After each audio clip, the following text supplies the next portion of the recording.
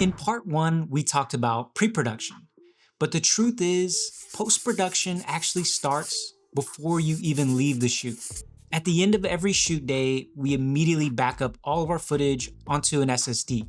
We use SanDisk Extreme Pros, and from there we create our entire project structure using an app called PostHaste. PostHaste allows us to instantly generate a full folder system just by naming the project and selecting the drive. And this includes folders for footage, exports, projects, audio, music, sound effects, overlays, and stills. So before we even open an editor, everything is already organized, and that's huge because if your footage is messy, your edit will be messy. Once we get home, we create a second backup onto our G-RAID. So now we have redundancy and nothing is at risk. From there, we jump into DaVinci Resolve.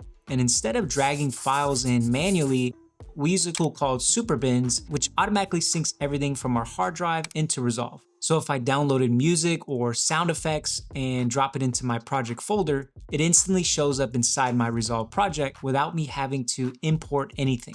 This keeps everything clean, fast, and scalable, especially when you're dealing with revisions. From there, we create a timelines folder, and the first thing we build is a B-roll selects timeline.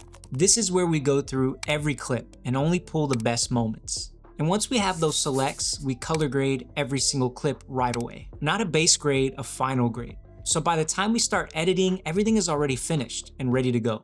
We work in DaVinci Wide Gamut for maximum flexibility and then convert back to Rec 709 at the end. We use a simple node tree, balance the image using scopes, adjust gain and gamma for contrast, and then add a subtle Kodak 2383 film look at a low intensity. And instead of cranking saturation, we target specific colors using curves so we can enhance the image without affecting skin tone. That's where having a 16-bit image from the red Scarlet really helps because you can be more precise with your adjustments. And as a bonus, we export that entire B-roll selects timeline as one high-quality clip so we have a clean archive without needing to keep those massive raw files forever. Real quick, if you guys want our full post-production workflow, we actually put it together into a free download. It breaks down everything from organizing footage to editing, color, and sound design. So if you're trying to clean up your workflow or just have a system you can follow every time, that'll help a ton. Hey, link is in the description. From there, we move into the actual edit. And for this project, everything was built around the voiceover.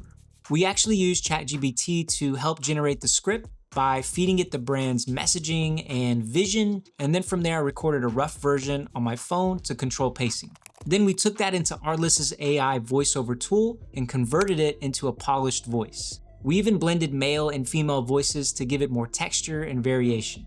Once that voiceover was in the timeline, that became our roadmap.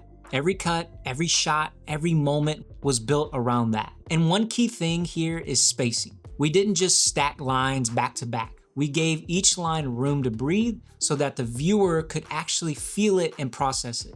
From there, we moved into music, and music is everything. It dictates pacing, emotion, and energy. Again, we used Artlist and built a custom track by enabling show music beats in DaVinci Resolve so we can visually see where the beats were and cut accordingly. Instead of using the track as is, we pulled forward the energy, trimmed the slow parts, and made sure the main beat drop aligned with a key moment in the story. That's what creates impact. Then once the voiceover and music are locked in, everything else becomes easier because now you're just matching visuals with a structure that already works. Because our B-roll was already sifted and graded, we weren't digging through footage. We were just selecting and placing.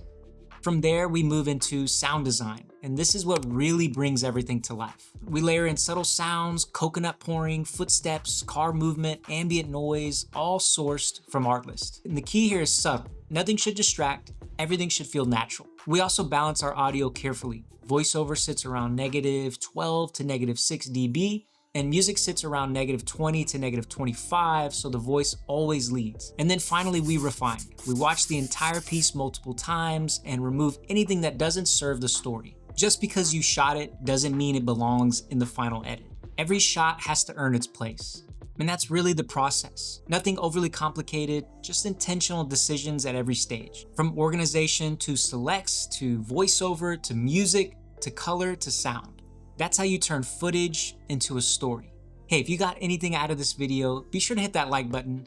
Let all your friends and family know the fellas at ATA are crushing it. Also, don't forget to hit that subscribe button. We appreciate you guys a ton, and we'll see you in the next one. Peace.